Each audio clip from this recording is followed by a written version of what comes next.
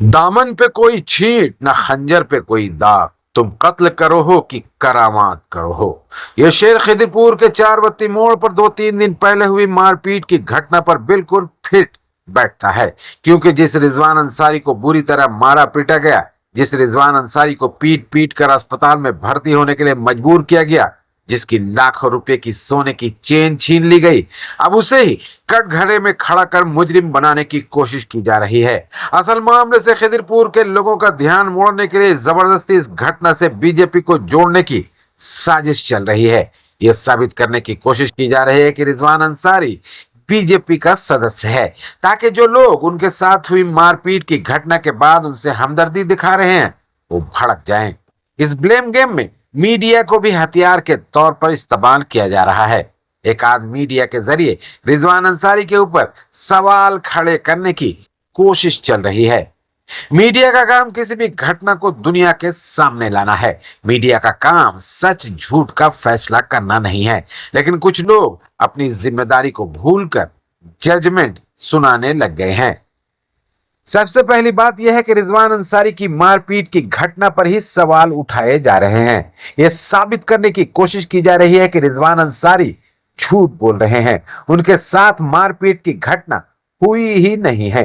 यह भी बताने की कोशिश की जा रही है कि जिन मोहम्मद समीर उर्फ रोहित, साहब, कौसर, महफूज, जुबैर, शाहनवाज वगैरह पर रिजवान अंसारी पर हमला करने का इल्जाम लग रहा है, वो मासूम हैं। जबकि ये वीडियो उनके झूठ का पर्दाफाश कर रहा है। इस वीडियो में समीर के हाथों में बांस साफ साफ दिखाई दे रहा है। साफ नजर आ रहा है कि समीर बांस से हमला करने जा रहा है, जिसे वहां मौजूद एक शख्स किसी तरह रोक लेते हैं।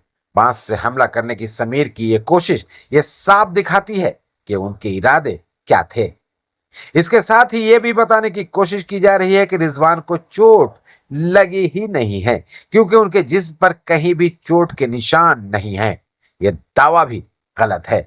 सबसे पहली बात तो ऐसा दावा कर, ऐसा इल्जाम लगाकर ये लोग दरअसल इकबालपुर नर्सिंग होम पर उंगली उठा रहे हैं, जो सिर्फ इकबालपुर नहीं बल्कि पूरे खिदिरपुर का एक रेपुटेड नर्सिंग होम है, जहां किसी को चोट लगाए बगैर भर्ती करना तो दूर की बात है, उसके जिस्म पर पट्टी तक नहीं लगाई जाती है।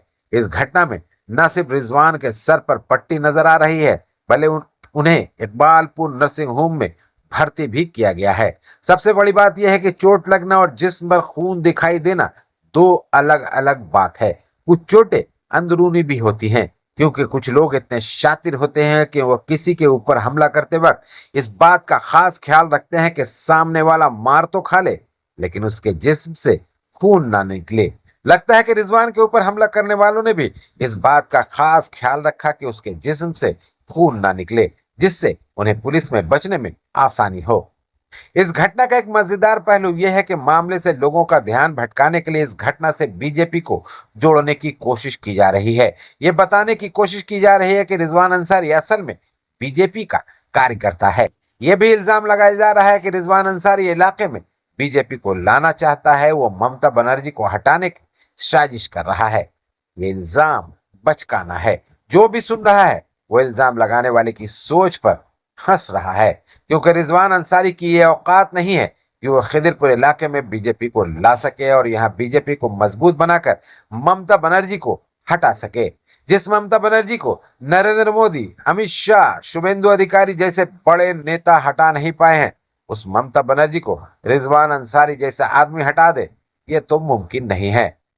सबसे बड़ी बात यह है कि रिजवान अंसारी के ऊपर हुए हमले की घटना का खमियाजा इलाके के सैकड़ों लोगों को भुगतना पड़ रहा है, क्योंकि इस घटना के बाद से रिजवान अंसारी का ओपीडी बंद पड़ा हुआ है, जहां हर हफ्ते सैकड़ों लोगों का मुफ्त इलाज होता था।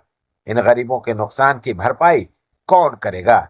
जिन मोहम्मद समीर उर्फ रोहित, साहब, कौसर, महफूज, जुबैर, शाहनवाज वगैरह ने रिजवान अंसारी पर हमला कर उसे मारा पीटा है, क्या वो इलाके के गरीब आवाम के लिए अपने खर्च से ओपीडी चालू कर लोगों का मुफ्त में इलाज करवाएंगे?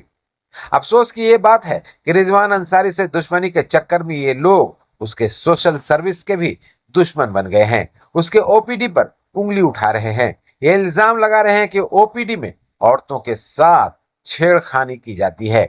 ये गंदा इल्जाम लगाकर दरअसल ये लोग इलाके की उन इज्जतदार ख्वातीन की इज्जत और नामूस पर उंगली उठा रहे हैं जो वहां इलाज के लिए आती हैं। अगर वाकई में उनके साथ छेड़खानी की जाती तो सवाल यह है कि किसी भी औरत ने आवाज क्यों नहीं उठाई। सबसे बड़ी बात यह है कि रिजवान अंसारी के ओपीडी मेन रोड पर दिन दहाड़े चलते हैं, जहां से हर वक्त लोग गुजरते रहते हैं। यहाँ से कुछ फरलांग की दूरी पर इकबालपुर थाना है।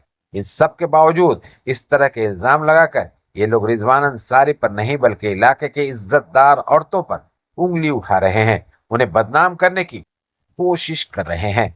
इस इल्जाम और ओपीडी बंद होने से इलाके की औरतें बेहद नाराज हैं। आइए सुनते हैं कि रिजवान अंसारी के ओपीडी में इलाज के लिए आने वाली औरतें रिजवान के बारे में क्या कहती हैं। रिजवान भाई के साथ जो हमला हुआ है वो तो गलत काम नहीं कर रहे हैं, जो हमला हुआ है, और उसके बावजूद वो तो नेक काम कर रहे हैं हम लोगों के लिए कि वो डॉक्टर को ला रहे हैं, फ्री में ओपीडी करवा रहे हैं, सब कुछ करवा रहे हैं, तो फिर इनके साथ ऐसा क्यों। और वो जो अफवाहें उड़ाई गई है कि वो मजाक करते हैं या छेड़छाड़ करते हैं या किसी चीज़ का, ये सब गलत बात है। वो इतना एहतराम से हम लोगों को बैठाते हैं, उनका टीम जो है वो इतने अच्छे हैं कि हम लोगों को किसी चीज़ की शिकायत नहीं है, हर जगह के अच्छे हैं। हाँ, और रिजवान भाई इस तरह के है नहीं। जो उनके साथ किया गया है, जो भी किया है बहुत गलत किया है, वो अच्छा नहीं किया है। औरतों के साथ छेड़छाड़ होती है, ये गलत बात है। कुछ ऐसा कुछ नहीं है। हम लोग बहुत सारे औरतों को लेकर आते हैं, बहुत इज्जत से, बहुत इससे हम लोग दिखाते हैं। रिजवान भाई भी बहुत हेल्प करते हैं, उरोनी है, इरफान है, और बहुत सारा वो अपने बहन की नजर से देखते हैं, बहुत हम लोग के हेल्प करते हैं। ये जो भी गलत फहमी हुआ है, ये जो भी मीडिया वाली जो भी कुछ बोली है, वो बहुत गलत बोली है। ये रिजवान भाई ऐसा है नहीं। रिजवान भाई के बारे में बहुत अफवाह उड़ाया गया है। वो लोग चाहते नहीं है कि रिजवान भाई आगे बढ़े, बस और कुछ नहीं। और आज हम लोग उनके पापा को पहचानते, रिजवान भाई हमारे मोहल्ले के हैं, ऐसा वो है ही नहीं है जो हम लोग बोलेंगे। कभी हम लोग सोच भी नहीं सकते रिजवान भाई ऐसा है। क्या कहेंगी चाची आप रिजवान भाई के ऊपर इल्जाम जो लग रहे हैं कि वो औरतों को, लड़कियों को छेड़ते हैं, क्या सच है ये बात? नहीं, ये बहुत गलत है, बहुत गलत है। ये ऐसा हुआ ही नहीं है।